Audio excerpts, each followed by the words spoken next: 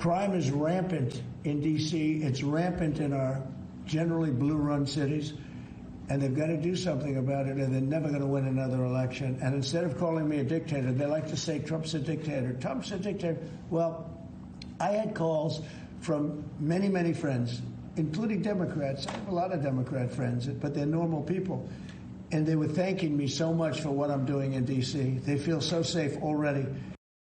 Well, that was President Trump earlier this month. And now a new survey is out involving mayors across the country. More than 60% say juvenile crime is a serious issue in big cities from coast to coast. The vast majority of mayors credit the partnerships they have with various federal agencies, including the ATF, DEA, and FBI, with helping to reduce crime in their cities. However, money is now a major issue. More than a quarter of big city mayors say they've lost federal funding in the past year. 70% say they don't have adequate funding to continue their anti-violence initiatives. NewsNation's Alex Caprariello is live here in Chicago with more. Alex, what are these mayors saying they need? Yeah, it's really a fascinating conversation, Nichole, because a lot of these big cities are reporting positive downward trends when it comes to crime. However, we know that crime is being framed as one of, if not the biggest voting issue heading into those midterms come next year.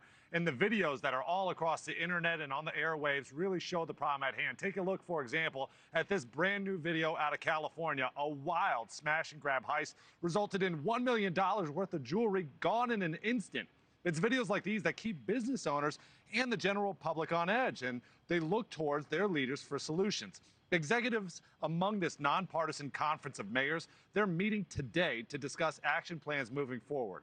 Nearly 6 in 10 big city mayors describe juvenile crime as a serious or a very serious problem. Grand theft auto, gun crime, retail thefts, and disturbing the peace were cited as the crimes most often associated to teens. And American voters agree, but they find one side of the political aisle better equipped to tackle it.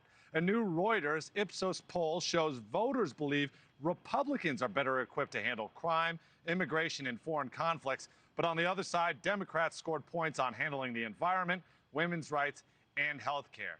The Conference of Mayors wants President Trump to fix crime, and actually they suggest federal legislation in order to do so. But as we've seen so far in this second term of President Trump, there really is a seemingly unwillingness to reach across the aisle and work to Democrats to fix much of anything. You know, and Alex, so much of the president's plan for tackling crime has been either threatening to or actually sending in the National Guard. And you have some new information today about Guard recruitment. Yeah, big numbers that are coming out of the Department of Defense today. Secretary Pete Hegseth says that they have had their strongest recruiting performance in 30 years. In fact, the National Guard's total enlistment now is nearing 500,000 people, with 50,000 new recruits brought in just this fiscal year alone. Hegseth says year to date, enlistments exceed 106% of its target.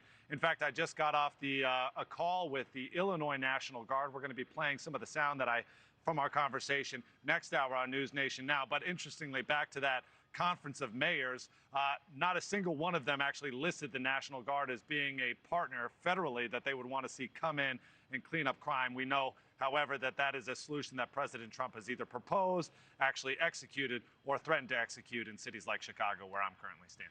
Absolutely. All right. Alex Caprariello, live in Chicago. Thank you. Thank you for watching. Subscribe below and download our NewsNation app right now on your phone, and you will get fact-based, unbiased news for all Americans.